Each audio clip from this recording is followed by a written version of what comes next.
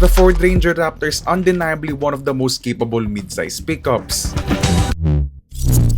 Pero syempre, it doesn't mean that the Ranger Raptor couldn't be improved any further. Because while it had personality and capability, what it lacked, I think, was a voice.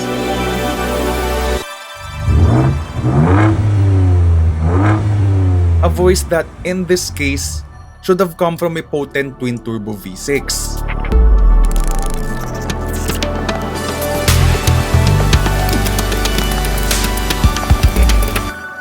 But more on that later.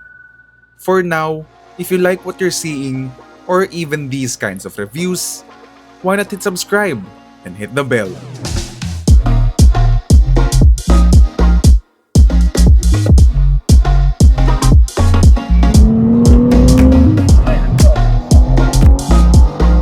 That inline 6. Woo!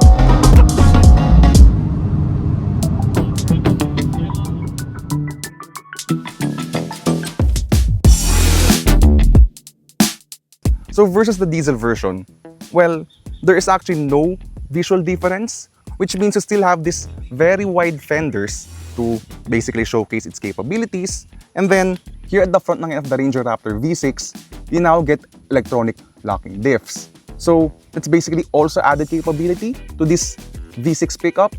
And then as we move towards the back, you're gonna see twin exhausts, which you won't be able to find in the Ranger Raptor diesel. And apart from these twin exhausts, if you look down here, you're gonna see na, yes, meron tong pack shocks, but unlike in the diesel version, these are actually electronic dampers which adjust based on the road conditions, basically when you go off-road or actually kahit even on-road. So let's open its hood, which, as you're gonna be seeing here, this anymore, at least in this version, doesn't get the 2-liter twin-turbo diesel engine.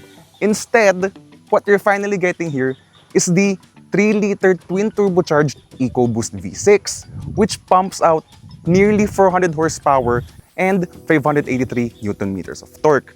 It's a very big engine, as you're gonna see here, and it finally perfectly fits in with the car's long engine bay. Unlike dati in the 2-liter diesel kasi, napakalaki ng iyong opening because again, the engine's so small relative to what the engine bay offers.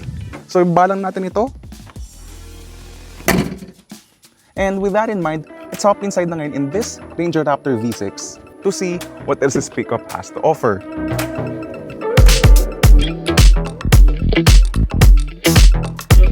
So yes, we're here inside the Ford Ranger Raptor V6. And okay, so totoo lang sabihin ko ulit ito, what you're gonna be seeing here inside is pretty much the same pa rin with the diesel version. As with the Ranger Raptor diesel, the interior is very nice. It's lovely. There's plenty of soft touch materials all over the interior. Nice build quality, and as you're gonna see here, yung kanyang infotainment system, which is the Sync 4 OS, has received yet another software update, once again making the system much more refined, much more responsive to use. And what you're gonna be seeing here naman will be pretty much carried over to your Ranger Raptor or even the Everest and Standard Ranger models. Anyway, what is new here nga is its BNO or Bang & Olufsen sound system, which sounds, I think, incrementally better than the standard 10-speaker system. Hindi naman siya a huge leap in quality for me compared to the standard 10-speaker setup. That is actually pretty much it for the interior changes. Again, I'm not gonna be going to the rear seats because nagawa ko na siya in my Ranger Raptor diesel review, which means na, yes, finally guys, we can now take this car for a drive and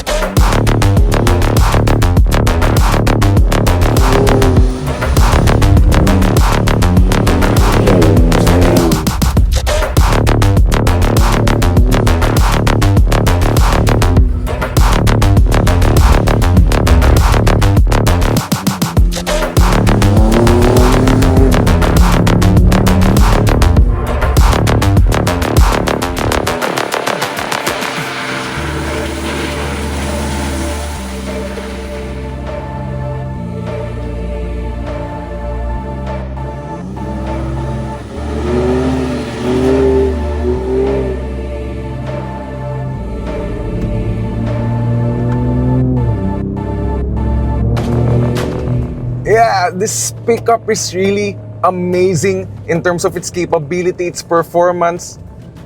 You can just hear the engine, no?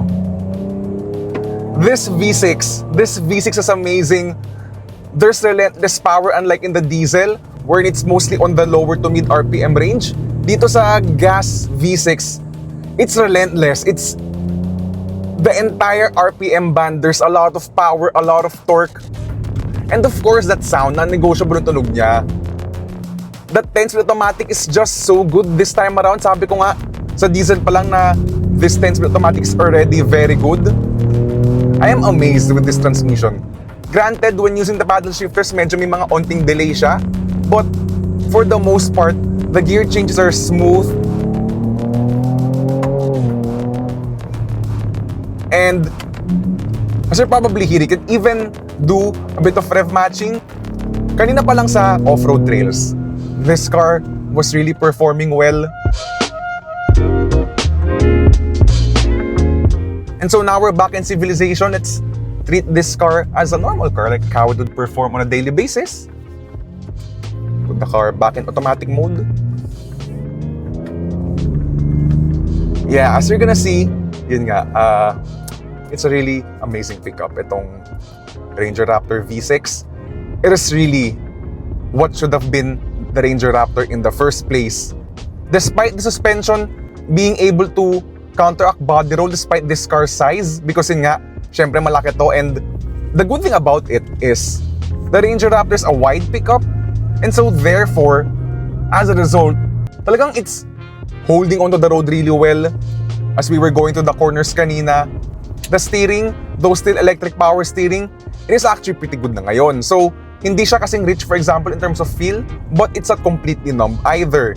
At the same time, there's actually precision with the steering wheel. There's also a good amount of response. Of course, worth mentioning then is that now that this is in automatic mode, yun nga, it is already very good, very smooth, delivering the gears as intended. So therefore, talagang even on a usability perspective, it is perfectly comfortable, perfectly refined. Sound insulation is really good despite having those all-terrain tires. There's not a lot of wind noise entering to the cabin. It's a really quiet car talaga. It's a really refined and quiet car. More cylinders means, of course, a smoother engine. And that's pretty much the case here with the Ranger Raptor V6. Talagang no compromise pickup. Comfortable, powerful, relentless, highly capable. This pickup has no compromise in terms of its ride comfort and everyday usability. Other stuff worth highlighting, I think, is the car's ride, because yun nga, now that this car gets adaptive electronic dampers at the rear axle, it's even better. Though incrementally better, I think, because in the first place, maganda ring ride ng Ranger Raptor diesel despite having just normal passive dampers. And then if you're done hooning around and you just basically want to cruise in peace and silence, believe it or not, this Ranger Raptor V6 can also do just that. So being a gas engine, and when you put the exhaust in quiet mode, this is actually quieter pa than the turbo diesel Ranger Raptor. To be fair, quiet enough na yung Ranger Raptor diesel, pero being a gas engine, mas muted pa lalo yung kanyang engine noise entering to the cabin. Wait, ano yun? You're asking me about fuel economy? I'm currently doing 5.1 kilometers per liter. If you're buying a pickup like this, if you're buying a pickup with this kind of engine, I am sure fuel economy is not your concern at all. But sabihin ko lang na out on the highway, it can easily do 11 kilometers per liter, and in the city, well, yun na nga, 3 kilometers per liter or so, because, well, of course, big car, big V6 engine that's also very powerful. Lastly, as for the advanced driver assistance system, so this comes with Ford Co-Pilot 360, which is their suite of advanced driver aids. Again, like in the Ranger Raptor diesel, it works really well. The lane centering does such a good job of keeping the car on center. And of course, with the adaptive cruise control, this car drives like a human. Yung kanyang mga robotic features here sa ADAS niya. So that's pretty good. Basically, this is a usable pickup. Whether on the daily or when you're having fun in off-road trails or sa mga sand dunes, for example, this, I think, is the best pickup that you can currently buy in the Philippines.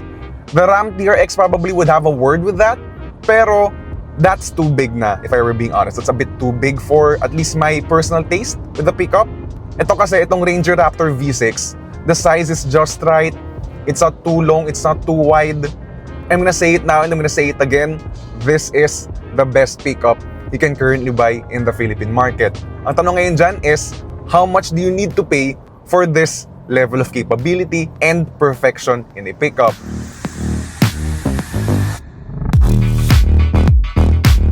Of course, with great power comes a great price tag.